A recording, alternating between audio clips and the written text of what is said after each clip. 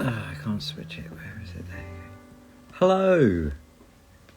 We are live. So, we're going to speak to Ben from Blackout Orchestra in a moment. Oh, there he is. We're listening to We Ride On from the new album, The End of the World. And we should be talking track by track about said album in a moment. You can get it on Quickfix Recordings, all the usual, is streaming everywhere, but also you can get it at Bandcamp, www.quickfixrecordings.bandcamp.com. Hi. I make a request, Ben, to join, and because I can't seem to ask you for some reason. Oh wait, yeah, go live.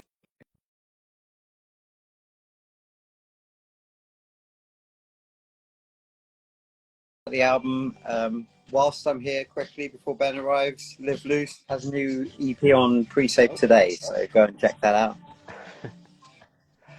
How do I turn this around? There we go. I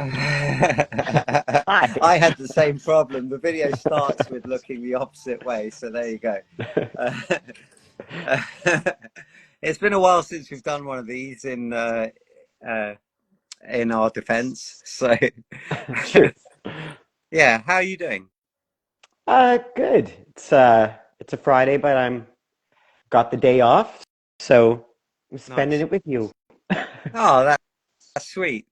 Thanks. Yeah, well, I appreciate it. And thanks for everybody who's joining in the chat and spending it with us as well. Yeah, I totally didn't realize that I had a radio show tonight, by the way. So I do have to finish within enough time to then go and get on with stuff for that. So yeah, Fair enough. it was because the Friday was the first, and I'd already written it in my diary. It's like, oh, that's the third Friday, isn't it? So I totally thought it was next week, and I was so chuffed with myself for being on top of everything yesterday afternoon. And then suddenly I got a message saying, have you not got a show to give in for tomorrow? And I was like, so yeah, so we'll try and, like, whilst obviously we do want to try and go track by track, we'll try and do it in relatively expedient fashion as well. Yeah, so that I'll we do don't my have that. best. I'll try to edit myself as best I can. Yeah, sure. Well, if you know, I'll just cut in and say, yeah, enough. Fair enough. Yeah. But yeah, so no, I won't really do that. That'd be rude. But but yeah, so let's just first off, any kind of overall thoughts that, well, mainly you wanted people to know about the album slash the title of the album slash the vibe of the album slash the overall as a body of work kind of thing. Yeah. So the album, it's it's called The End of the World. It is sort of about living in the times that we do, where it is kind of, late stage capitalism, climate disaster, um, everywhere you look is advertising, while also talking about smaller ends of worlds, Mm-hmm. the people dying, ends of relationships, things like that. Mm-hmm. And so it came at a time, a couple of my friends were sick and then passed away. I had ended my relationship with my then fiance and at the time bandmate, uh, and it was, everything was kind of collapsing. But it relates to me. It's sort of the third part of the trilogy that starts with "I Will Want You" and "We Are Ghosts" and continued with "Beauty Sleep." This is sort of coming full circle. For "I Will Want You" and "We Are Ghosts," it was the end of a relationship where my whole life had collapsed and I had to sort of find out who I was again, rebuild myself from the top. I got sober, I Mm-hmm. got, back into life. Beauty Sleep was kind of the blossoming of that life, and The End of the World is kind of the end of that chapter of my existence. But it was another breakup, but it was different because I had such a sort of full life in so many other ways that it felt like this Mm-hmm. was just a new beginning into a new phase of my life. Very, very much a when one door closes, another one. Not necessarily in terms of relationships, but just in terms of things to keep you interested in life or whatever. Like, I get a sense that it's very much like a kind of, oh yeah, that this might be falling apart, but there's this really cool thing to explore over here. So kind of like more of a there's a freedom in these songs that maybe isn't well certainly isn't in the first album, and then maybe is kind of like quite tentative in in Beauty Sleep. In a way, it's kind of like, yeah, I'm kind of like learning to let go or whatever, but this one actually, it seems like you're actually, yeah, I've managed to actually learn to actually let go of things and to roll with things and to be part of be water, as Bruce Lee would say, or whatever, where you're moving with the current of things, you know. Yeah, I think it would be very much, I think my sort of mindset sort of at the outset of Ghosts would have been I have nothing left. I need to create something new. Mm. And Beauty Sleep was indulging in that, but definitely trying to hold on to that new status quo. And I think that at this point in my life, and this record reflects it, is much more um, nothing is permanent, and I'm okay with that. I'm just Yeah, what enjoying will each be will moment as it be. comes and goes. Yeah, yeah, yeah, definitely. Yeah, and I just musically as well. I obviously I've told you that I kind of called it your rubber soul. Um, uh, it's very hard to put my finger on exactly what I mean by that. In a way, there is a kind of more of a floral feel to it, which obviously you must have felt yourself because you brought in the floral feel for the like spring imagery and everything like that. But it's not just that. Although that song's quite a it's not really the centerpiece of the album, but like maybe conceptually it has it has a very strong kind of place in the record, if you know what I mean. And so um so yeah, so I was wondering, yeah, I mean, obviously I don't want you to expound on why it's your rubber soul, but but more kind of, you know, in terms of your development musically from the previous records, any notable changes? I mean, obviously I'm privy to the conversations where we're, you know, you're creating stuff and sending it over as demos and everything, and I was saying a lot like just ride with it, whatever the song's going to be, just, you know, go ahead and do it. But I don't know whether you actually did that, or I just said maybe do it, you know what I mean? But and then B also, yeah, just whether you found, like, because it sounds like your most diverse yet cohesive record, and I was wondering if you could explain why I feel like that. To some degree, yeah. I think the first was my attempt at being an indie rock band by myself.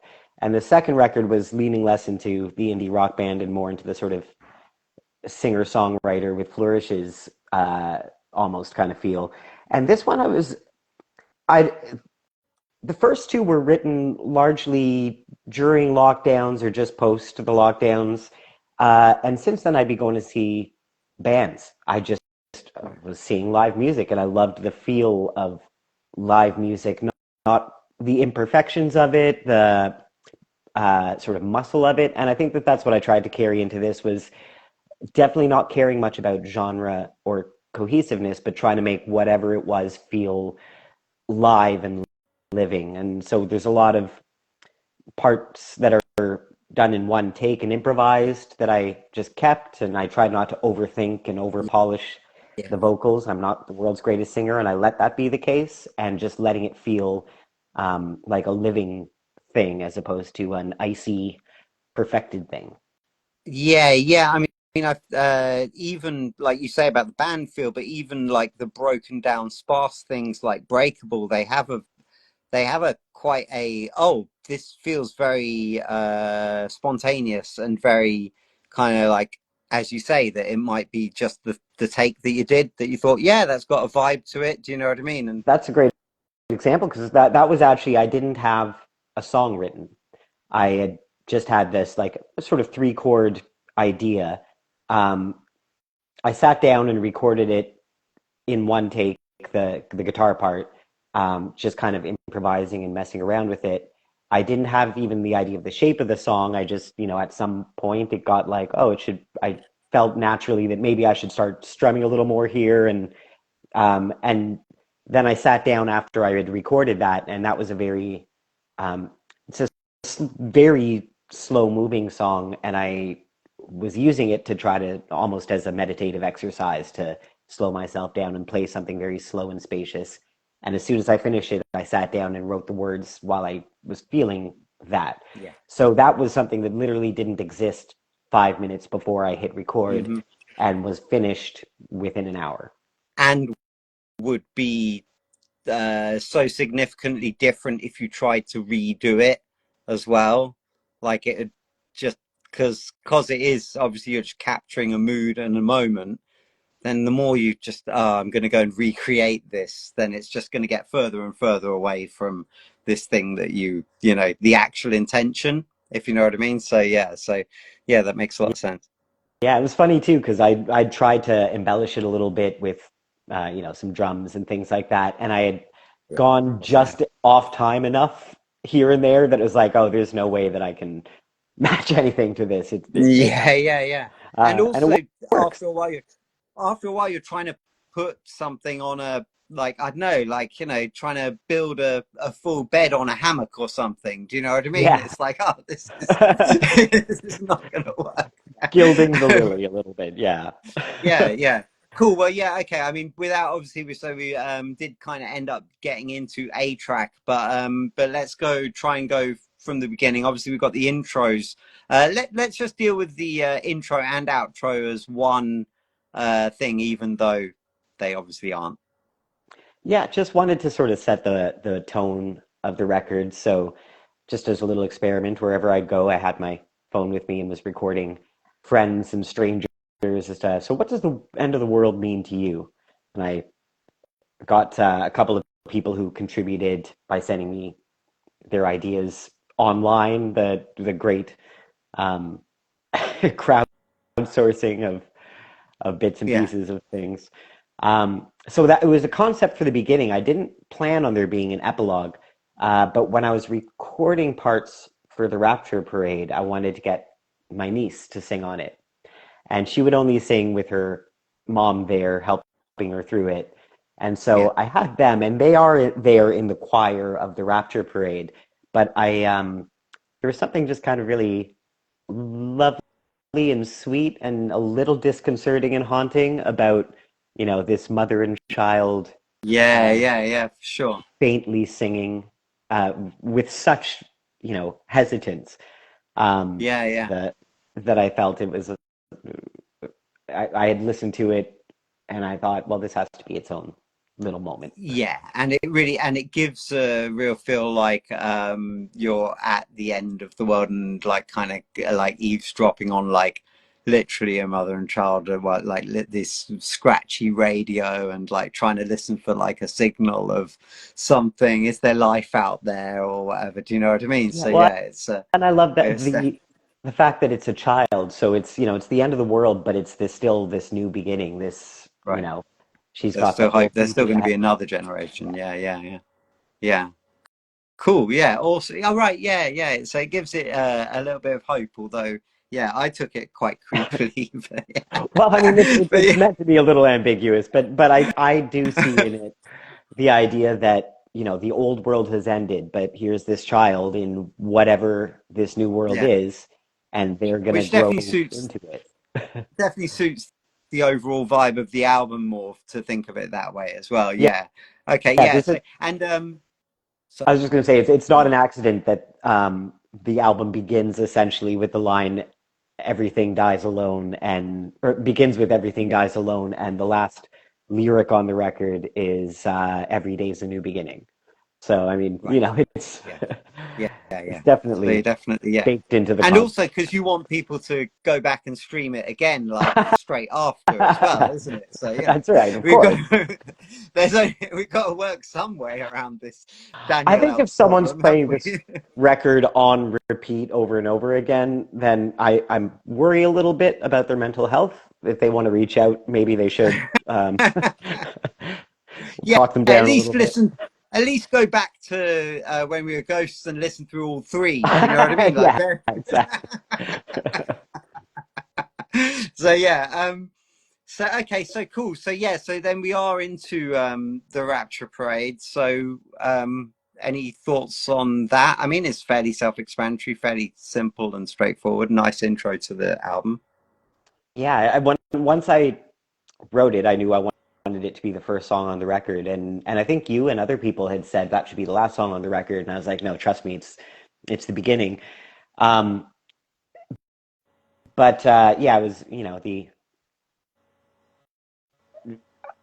I had a lot of people who were sick and not sure why, and other friends who had died, and it was just kind of feeling into that, but also throwing up your hands about this is sort of what life, this comes with life, is ends Hmm. and tragedies and disruptions, and uh, you got to sort of lean into it. So I had finished the song, and it was my friend Nicole from the band Dynasty 4. I had asked to take a listen through the record that, as I had it at that time, to make any suggestions.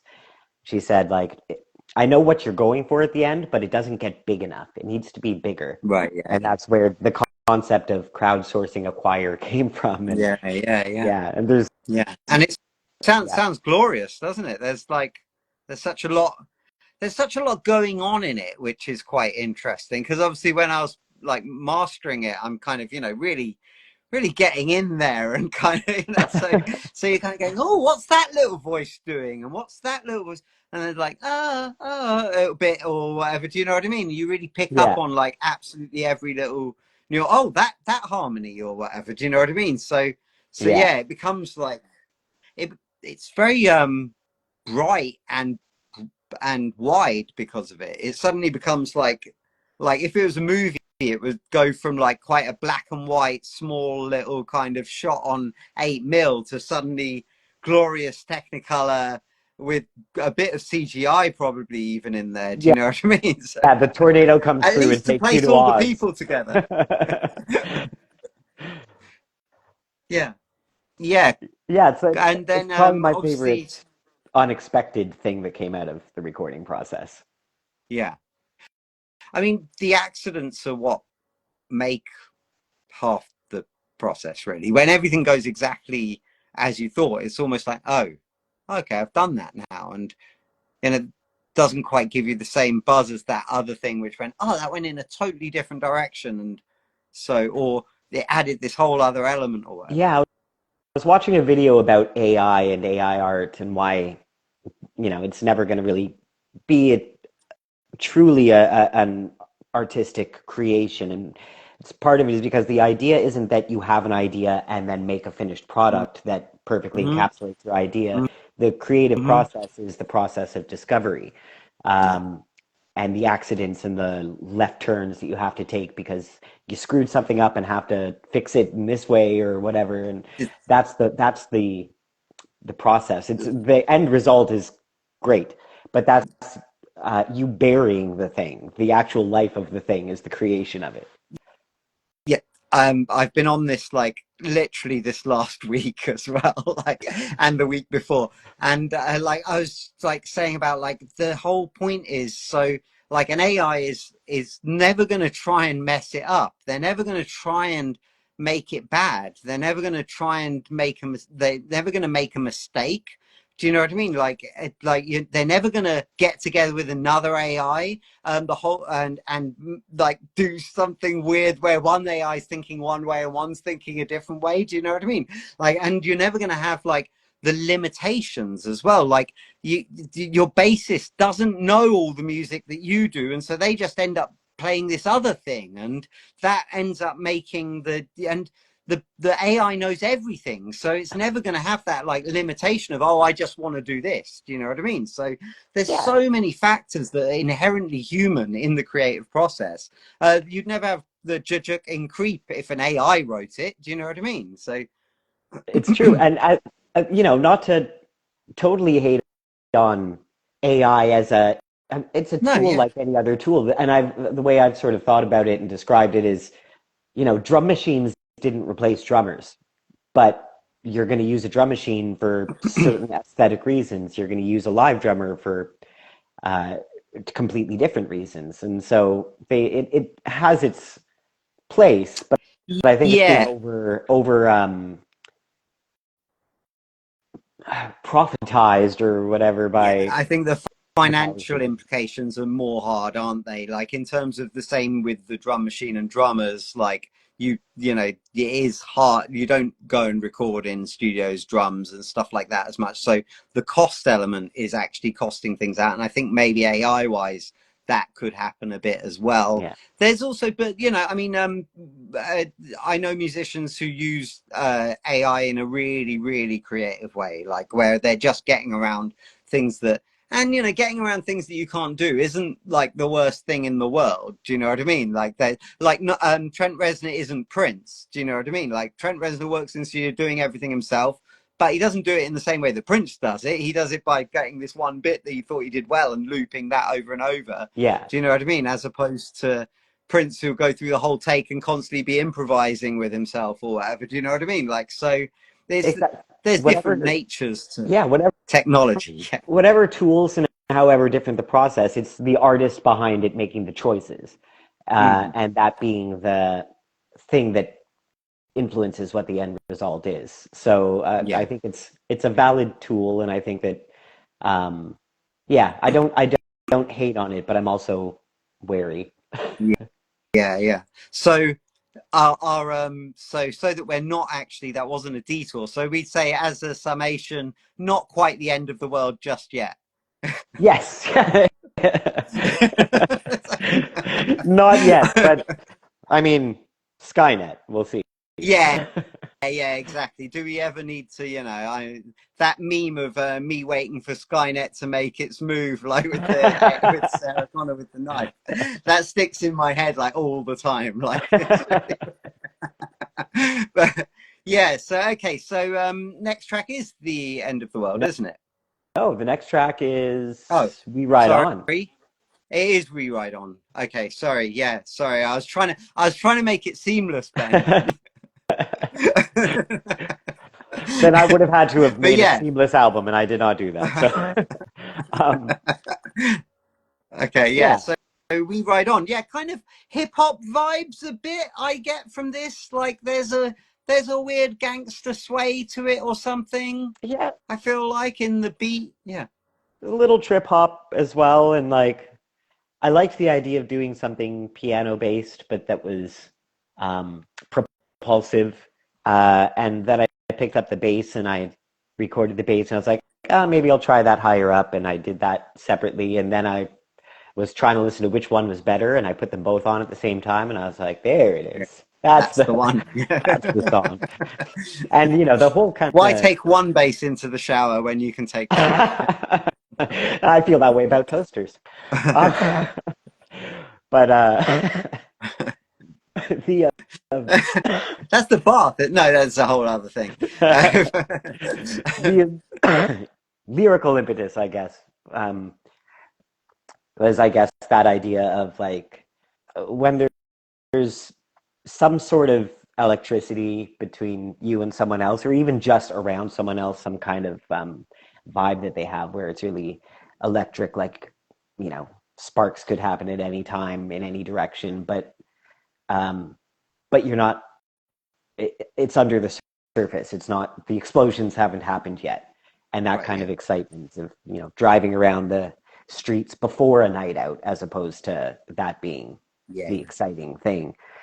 Um, and desolate streets and the end of the world, it all just fit together for me. Yeah, yeah, yeah. There's a definite, yeah. It's got a yeah. I was trying to place it, but it's anywhere between a California and a Natural Born Killers and a any other Thelma and Louise or whatever. It's definitely, it could fit. It could be retroactively fitted in pretty much any of those films. If anybody's making a re director's recut or something and they want to kind of make some important changes that could change some financial situations, then yeah. Or Please do. Or if you're writing a new dystopian road movie, then romantic vibe, California as well with the K, that one as well could be on in that. Yeah, so Repo Men, Guy, you could keep on naming forever. Yeah, so Much less ambitious, but I see it as just a meme, which is like, we ride on, so come on, get in the car. And then the bottom picture is the car in question, and it's Robert Smith in the golf cart. Get in, loser, we're going crying. yeah. Were you gutted, by the way, that Robert Smith got in on your action? I was so angry. We had planned this record coming out on November 1st. I was like, yes. And then Robert Smith is like, hold my beer. You know, hold my lager. And of Yeah. course, creates this beautiful record about endings and sort of the end of the world. And I'm like, well, it's always going to, at least I had the second best record about the end of the world that came out on November 21st, 2024. You just have to think of it as great minds think alike. They just don't all have the same budget. Do you know what I There you mean? go. So, There you go. To be fair, I mean, I love that record. I'm glad it exists. yeah, yeah. And the gig on Yeah. that day was fantastic as well. Yeah, Yeah. stunning, really. But yeah. I had the thing with Le Petit More, Smilex, and then James like really close, and it was like, oh man. Didn't think anybody was there. When I found that, I was like, nobody's cotton on to this. I'm going to do this, and I'm going to be the one who coins it. And then, yeah. So it happened. It happens to the best of us. So then it is the end of the world after That we is. ride on. Yes.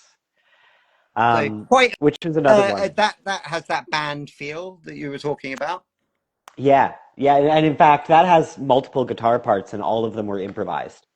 I had like the drum beat and the chord change just sort of on loop, and I just improvised guitar. So you'll notice some of it's out of tune and some of it's, it's very sloppy, but like it's sloppy in a, I tried retaking some of it and I was like, I can't recreate this. Yeah, I it don't doesn't know sound good. Yeah. how. So yeah, I was very Yeah, happy it's got quite a with that. Sonic Youth vibe. It peels off into a like it doesn't start at all like a Sonic Youth song at all, but at the end when it's peeling off into the guitar bits, it Yeah. does have that feel of like a live Sonic Youth gig in a way, like where it's kind of like, and they're off, Yeah. like, and they're all gonna go in different. So yeah, I really liked that element. I tried to when I was mastering it, that was actually like, oh, you know what? This could be even more of what it is, if you know what I mean. And so I was really Yeah. trying to, yeah, The, the trying to accent. bring that out more. Yeah, yeah, wicked. Yeah. Yeah, and obviously the lyric is pretty self-explanatory. Yeah. Well, that's what I think that was a really revelatory moment for me during that breakup and comparing it to the previous one when my life was very different. Was I was kind of like, yeah, this is sad, but why why doesn't it feel like my world is ending? And it's because my life was It is. so full up Yeah, with yeah, other things that yeah. it was like, yeah, this sucks, but there's so much else going on. There's so It's much else just that I one care about. piece. Yeah. Yeah, yeah, wicked. Yeah. And then it's not, I'm testing myself. I haven't got a track listing or anything. It's not a party. Yeah, that is the next one. Yeah. Yeah, but Yeah. Lush song that. It's a real creeper in a way because it becomes kind of like, oh, is this my favorite? But it's not in an overt way. It doesn't like try to be your favorite. It just kind of like eases its way into your massages its way into your consciousness. yeah, it feels very almost AM radio rock to me, which I was not necessarily sitting down to write it that way or anything. It just kind of turned out that way, something about it. But that was that one's got a couple of sort of funny, I guess, sort of stories behind it. One is that it has the first musical joke I've ever made, which is towards the end where it says, I don't want to see you end up dead in some strange town. And then it goes almost note for note into the Twin Peaks theme. Right. Yeah. um, no one's really caught on to that yet, but it's there. I hadn't noticed. Yeah, I Yeah. hadn't noticed. Now I'll have to go back. Yeah. Oh, cool. Yeah. And it's I was going to say when it reminds me of the kind of the mellower side of like the later Pumpkins kind of vibe where like they weren't really sounding like they used to, like Poster Door. They didn't really sound ever like the Pumpkins before, but they kind of had these light songs that had this kind of floaty. Yeah, if there's anything you could compare, it might be like something like 33 or something. But really, I think I'm more in the world of like Try and is it Yeah. Try or whatever it is, and kind of and kind of kind of the more like oh this is really mellow, but it still feels very alternative. It's just really well produced or something as well at the same time. Do you know what I mean? It's like this really nice mix. Like I guess that might be it. It's a nice mix. It's a. Do you know what I mean? It's actually. Oh, this is nice. Yeah, nothing is trying to offend your ear in that one or Yeah. grab attention necessarily. It's just it flows. Yeah. Yeah, Yeah. I feel Yeah. good Well, about that's what I was saying about kind of massaging its way into your heart, which is yeah a good way if if anybody's wondering. The massages, I mean, they're a good way of getting into someone's heart. I have very few skills, and that's one of them. it. Um, It's a good one to so have. then I am actually cheating now. I looked up because I lost it, and I was like, "Nah, where is it?" And it's Leaves, isn't it? Which is Yeah, really cool. That's another creeper. That's one of my favorites. Low key. That's a low key fave. sweet. That was Yeah. that one I like the vibe of it, and I didn't like I could have tried to add a chorus and another verse kind of thing, and it just didn't feel right. Uh, it felt like it should be what it is, and I just let it be what it is. Yeah. It originally came about because I have this bad habit. People will ask me like, "Do you want to be part of this compilation?" And here's the theme. And so someone asked if I wanted to write a song for a compilation, and the theme was like, autumn and All right. Yeah. that kind of feel. And I was like, yeah, I'll do that. And I didn't get it done until In time. several months after the deadline had ended to contribute to that. But it sparked me to start working on this thing that became Leaves. And I had something similar Yeah. happen recently where there was like a compilation. It was going to be kind of a nighttime moonlight vibe. And I'm like, I can so get into that. And I wrote a set of lyrics that I really liked. And then I couldn't get it done. And, the deadline passed. And I was like, Yeah. Yeah. but it sort of like it's a writing prompt. It gave me the Yeah. prompt to start working on something that ended up being uh, coming to form itself well Yeah. after the fact. I think that one might be one of the ones that makes me feel about the Rubber Soul thing as well. Like it's they got a kind of nice kind of lolloping, like I don't know, yeah, easy kind of vibe about it, which it kind of seems to come to, and it's got a little pun in it, which is kind of good as well. Do you know what I mean? So, uh, yeah, so yeah, that's yeah, really strong, really, yeah, good effort. And then we go, yeah, we go into Stars from that, don't we? Which is again like, yeah, I think that little run, yeah, is like my favorite. Um, yeah, sorry, just getting lost in it. But yeah, so yeah, I mean, Stars because you've got like the two sides of that song, and it's a real nice arc, and you've got the big drum and bass wig out kind of break beat. Yeah, Yeah, yeah. that So yeah, so tell me a bit about Stars. That's in the show tonight, actually. That's the one that I sweet. chose for tonight's episode of the Fix. Yeah, I'm really glad that one came to be what it is because that's the oldest story, the longest story of all the songs on this record. I sat down with my friend Mike Austin in his apartment back in, I want to say 2005. And we were recording. He had just gotten a pirated copy of Cubase. I had this little Yamaha keyboard. It was our first attempts to write songs that weren't like grunge band yeah, songs. yeah, And that first verse of the Stars was one of the first things that I came up with.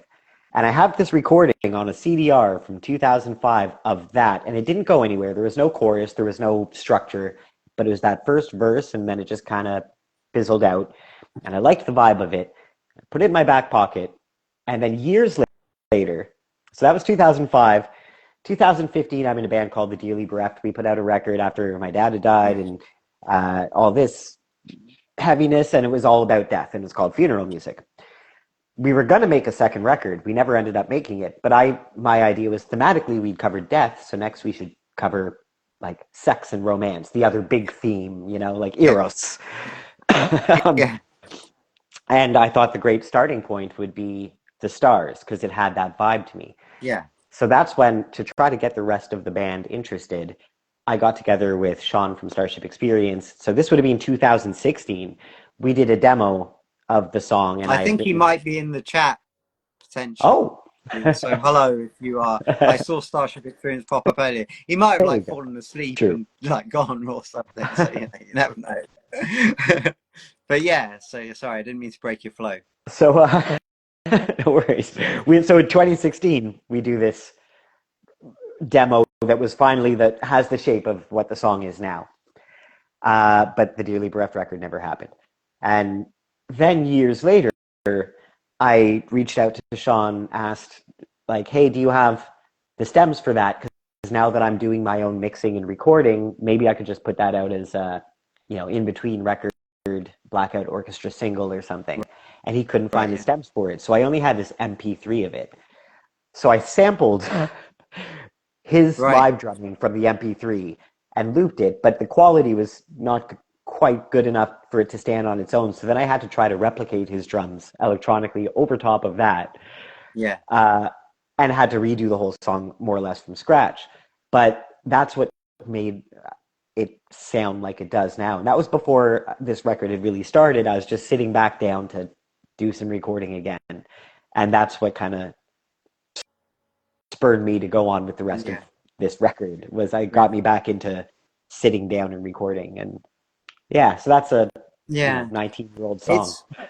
I think people maybe who I don't know, like there's a lot of misconceptions about making music that that you sit down to do something, you do it and you finish it and then it's done and then that's out, and then you do sit down and do the next thing and you finish that and then that's out, and you know what I mean? And it's often a lot more like, oh, this bit gets kept back for a bit, this one didn't really happen, and then suddenly you work out how it does work, and other things where, as you said, where you make it for a completely different project or with a completely different thing in mind, and then suddenly it's like, well, this would be great on here or whatever. Do you know what I mean? So I think people, like, because you take in an album as what it is, like that's what it is. You listen to it, you come to it, that's what it is. But anybody who's into all these deluxe box sets or whatever that come out was probably realizing now that the record that they love could have turned out like at least 5 different weird ways. Do you know what I mean? Yeah. Well, so yeah, it's interesting. What sort of a great example of that is Radiohead, to use the example of True Love Waits, which had been kicking around since forever. And it doesn't mean that it doesn't fit on, or I think it very specifically, thematically, and correctly fits on A Moonshade Pool. Right. But it wasn't written for that record, as in, but it had kicked around, and they both cracked how they wanted to tackle the song instrumentally, and thematically it fit with the theme of the record they were making. And it's like the stars align for certain songs to finish their gestation process at the right time for the right project, however it happens. So this song, I'm really glad that we didn't use it previously, because I don't think the previous versions or previous projects that it was going to be on would have been as suited to it as it is suited to this album and this context. Yeah, awesome, wicked. Yeah, no, it's interesting to me. Just the I don't want to get too onto that sidetrack, but thingy is Better Man is from Eddie's old band or whatever, and kind of that. But you couldn't imagine Vitality without Better Man, and like as its almost centerpiece or whatever. Do you know what I mean? It's like the kind of That's the big song on there, do you know. But yeah, so we're up to Breakable, which we kind of chatted about. Is there anything you wanted to add about Breakable? Uh, uh, It's a very delicate lyric and vocal take. yeah, and it's very personal and specific to what I was writing it about, I think. What I do like that I had the unconscious awareness of was writing the very last lyric of it being "We Die Reborn," which Mhm. I wasn't thinking thematically of the record, but again, that's a, Yeah, you know nice. a one sentence statement of the theme of the record. Yeah, So, yeah, yeah, yeah. Yeah, it's a good moment in that as well. It swells up quite a lot. And then we go into. I'm getting confused now. Are we on Come Undone? oh, oh, Come Undone came before Breakable. Sorry, it You did. skipped Yeah. Come Okay. Undone. Right. Yeah. I wasn't. I wasn't. I can't really see my track listing out of there. It's obscured over there. So I was looking up in vain. Yeah. Okay. So yeah. So Come Undone was actually before Breakable. Yeah. Sorry. So yeah. So I mean, obviously that ended up with the single. Really cool video. Again, your hip hop vibe creeping in. Would you say? Yeah, there was a version of that actually, that drum beat and a slightly different instrumental. I had written, a friend of mine, uh, Mike Miller, he had done some sort of joking uh, hip hop tracks under the name Mick Miller. Right. Uh, so that was sort of his MC name. And during the pandemic, when we were all bored and I had already started, I think the first record had come out. Um, I wrote this so that he could rap over it, and he was like, "Nah, I'm retired." I'm like, "God damn it!" But so I had this really funky bass track, like this, the drum beat and everything, Yeah. sitting, and I was like, "Well, I can probably do something with that." And then it became "Come Undone," Yeah. uh, Yeah. and Yeah. that both that and "It's Not a Party." I feel a little weird about songs where it seems like pointing the finger because I'm very like not the type to point the finger at another party of the Mm-hmm. relationship being the one who's bad or wrong. Mm-hmm. And I think that both of those songs kind of come across that way, but it was also just it was fun and kind of tongue in cheek and Yeah. I mean, when I said, like it wasn't just musical, when I said like, oh, just follow the songs through and do what they need to be for to be that song, it was also from kind of, conceptual or lyrical standpoint in the way that you have to see things through as an artist, you have to see once you have the idea, you have to see that through to its end point. You can go back and self-edit later if you feel like you need to, you might take away from it. Anytime that I've ever seen anybody do that, I always felt like they kind of ended up taking away from the original piece rather than adding to it by self-editing later, because things are of their time. A record is a record of what you did on that time you did it, so but I think they do, whilst I can see the personal context, I definitely absorb them more as broader than being about like anything specific or anyone specific. It's like Come Undone can be applied to, kind of like Stuck in a Moment You Can't Get Out of by U2. It's specifically about Michael Hutchence, but if you didn't know that, it wouldn't yeah. particularly, have to be that way. I Yeah. think that's But yeah, where so like when you're writing and it's very sort of autobiographical in a way. Going when you listen to it, you're kind of like, oh, everybody's going to know that's about this, or am I divulging too much? And I think that you're exactly right. It's like you don't want to. You can bring the editor in later, but don't edit the idea as it's happening. yeah, Um, yeah, yeah. so You have to see it. You have to see it through because otherwise you're not really doing. Because also there's the whole concept of it being something that isn't necessarily us, like that it's traveling through us, that we are vessels in some way for some other energy, vibration, idea, inspiration, whatever it might be. So if that is the case, then it's pretty churlish to go like, oh no, I'm sorry, I'm just gonna, let's just stop you right there, inspiration. I'm afraid. Just So you earlier have to today, proceed through. I was listening to an author I like, Savannah Brown. She does on her Patreon these sort of essays or diary entries, and one of the things that I just heard earlier today was something like, sometimes the novel is smarter than the author.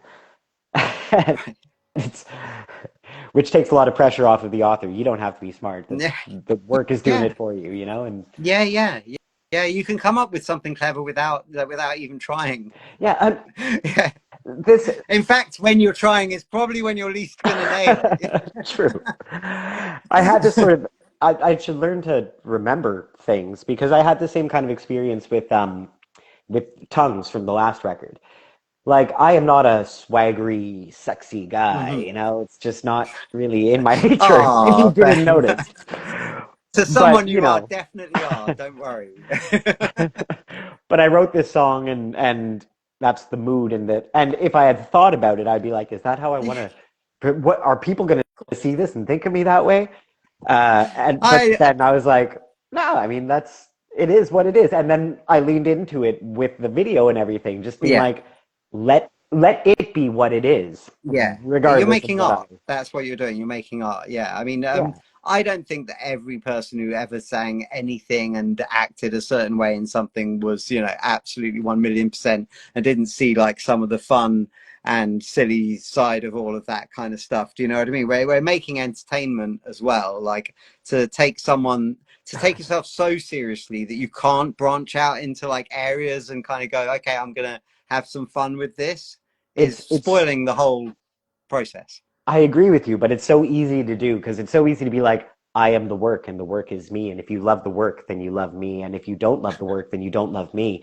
Kind of, like it becomes you are interconnected with this thing. And so the work is how you present yourself. It is your avatar. And if it's supposed to represent you or anyway, Mm. it's not, none of it is all that serious and no one Yeah, necessarily yeah. cares. But I mean, But that's you start to kind of feel that way about it as the artist, like the you. artist. But you're also talking about life in general now because like everybody is giving off this specific kind of persona via social media or whatever else. And so in a way, everybody is kind of self-editing, even just their life to a degree. So I think like it's an important thing to like, at the very least, creatives, I think, need to feel free to not get trapped into the idea of, well, I can't explore certain feelings, certain avenues, certain approaches, etc. You can explore anything. You don't necessarily have to put it all out. Yeah, it's very much like it's that panopticon idea of like the omnipresent audience, even if they're not there. Mm, There yeah. may be an audience at any given moment. Yes. Yeah. So so we're on to Like Spring, which is kind of, as I said, it's kind of the big eureka moment, would you say, of the Yeah, that's when, there's the hit not hitting bottom because there was no hitting bottom, which is kind of the point of the record, but the dark night of Breakable that goes into Like Spring. And Like Spring is kind of like when you say Dark Knight, just because we're both Batman fans, I don't want anyone to get like the wrong impression. That's without a K, isn't it? I mean, I did try a take where Another song I I would have sang the gone whole with you on song that. like "We die, reborn," and it didn't work. Breakable is a bit more M. Night Shyamalan, isn't it? That's Ooh, that's a I could take that that's a wrong. that's a. I was just making a glass reference, Fair. but yeah. So anyway, Like Spring, obviously it was the first single, so it's the first thing. Even though it comes at this kind of big moment in the album, it was actually kind of the opening statement of the campaign in a sense. Yeah, and then I think that that's sort of if the record says anything as a whole, it's kind of fuck it, I'm embracing it, is I think kind of the idea. Like, Yeah, and it being life, the moment, whatever. And I think that like spring is that being like, you know what, whatever it is, whatever it has been, but screw it. yeah, yeah, Let's just enjoy, you know. yeah, yeah. And I was listening to, there's clearly some like Cure pop in there, and there's some Jimmy Chamberlain drums. I was listening to a lot. I didn't like the Zwan record when it came out, but Right. I Yeah, spent a whole bunch of time listening to it. This would have been over like a winter, and realizing that I loved it, and it just yeah. hadn't found me at the right time then, but it did now. It's And I was like, I super want to do something. joyous, isn't it? It is. It's really, it's just really, it's a real good fun listen, It isn't it? Like, is. And it's got that nice fuzzy sound that's like a mm, little over cranked, but in a good way. yeah. And yeah. Yeah, yeah. It's got So I way was too trying to much mix going those on things. in it, but Yeah. yeah, it's got way too much going on in it, but in a, yeah, as you say, in a good way. It just feels like enthusiasm, Yeah. which is, being honest, I would take that over like the last what, three or four Smashing Pumpkins records, you know, where I just don't hear enthusiasm. Well, Or and also, I kind of appreciate now in a way I didn't then. The time that was coming out in with like the Corn and the Limp Bizkit and the Disturbed or whatever, and everything was yeah, it was dark very and left angry. turn from that. And Swan was just like, "Hey," literally, Yeah, "Hey," like, yeah, "Baby, let's rock," you know. And I'm like, "Oh, this yeah, is yeah. Come on, let's go. Yeah, yeah, yeah, yeah, yeah. Totally. Yeah. No, that's a good lie. I hadn't really put that together, but yeah, that's really cool. They do that. It would be a good bedfellow with if Swan ever reform, you should see if you can be the support for it. yes, That'd be ideal. So so then we close out with the Ballad of Market Research. yes." Which that actually comes. It didn't have multiple lives the same way, but comes from that session back in 2005 that I did with my friend Mike. We did this song, and it was called The Third Part of the Trilogy, Part 3. And part 1 was Communication Banditos, part 2 was Soundtrack to a Fatal Runtime Error, and part 3 was The Ballad of Market Research. And it was just the first 4 lines or whatever it Mm, was. But those survived to this version. So when I had redone the stars again to just continue getting comfortable in um, recording mode again, I was like, oh well, I yeah, like that idea a little bit. Let's see if I can turn that into a full song. yeah, And so it's got its like DNA and the first few lines from that demo, but it's transmogrified into whatever it is now, which yeah, is I yeah, think I wanted it. Um, you know, there's some sad lyrics in there, but the idea is that, you know, the living at the end of the world in this, you know, this capitalist hellscape or yeah, whatever. It's like finding the beauty in the flashing traffic yeah. lights and the And the blinking music, billboards and the yeah, the music really, I think delivers that a lot as well. I think there's something in the music that sounds um, bright lightsy about it. Do you know what I mean? There's something very hopeful and yeah, in love with stuff, yeah. if that Well, makes sense. it's Yeah, does that sound right? you know, if we're like sure, it's a hellscape in that, you know, there's the H&M ad blinking off in the electric billboard and there's all the flashing lights and noise, but also that's kind of like a Hmm. dance club. Is you go Oh, and like Grace's post on Instagram the other day when she went to the supermarket and the bank, the ATM is just going dot dot dot dot dot dot dot. It's like, yeah. yeah, amazing, thanks, free club. And Well, guess what? exactly, I've got right? my headphones in, so it's better music than a lot of the clubs I could go to as well. So Yeah. And when I walk down like Yonge and Dundas Square, which is sort of the Toronto's mini version of Times Square, and there's people everywhere and there's all these flashing lights and like if I don't think about what all of that is, which is advertising and mm-hmm. you know whatever, if I'm just there, there's the glow and the electricity of the moment, and it is like you should always work to change the world for the better, but there's also something about finding the beauty in what Yeah, yeah, surrounds you, even if that thing is completely fabricated. yeah. Of And course. I love the sound and the noise of the city. It's like I, it's my some people turn on like the waterfall or the Right. Yeah. white Sure. noise machine, but for me it's like the train behind my house and the people yelling on the corner and the I love all of that sound. Yeah. Yeah. So there's something about being overwhelmed by, but also just in love with Yeah. all the noise around you and embracing it.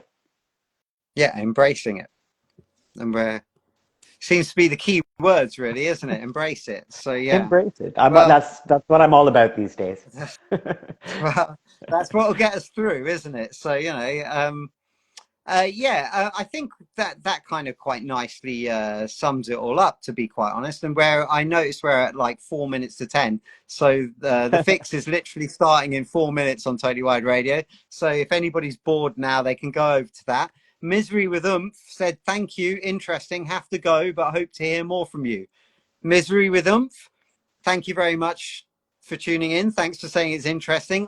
We also have to go, Yeah. so uh, but also hope to hear more from you. Please do listen to Blackout Orchestra, follow Blackout Orchestra, follow Quickfix Recordings, check out our playlist on our website of all our roster. And generally try and get involved and send us a little DM if you like something. We love to hear if you like something. And yeah, I think we can wrap it up there if you're cool with that, Ben. Yeah, absolutely. Awesome. Thank you, Instagunk. Thanks for tuning in and listening. Yeah, so the end of the world is out on all platforms. It's everywhere. The end of And the world is omnipresent. yeah, but if you want to download it in high definition, you can go to Bandcamp and experience it intimately in the best possible quality. Uh, yeah, but thanks, Ben, and yeah, take care of yourself and take care of yourselves, everybody. And yeah, as a follow, like, check out. Thank you very much. But most of all, have a lovely weekend. Thanks, Ben. Have a lovely weekend. Cool. Take Bye. care.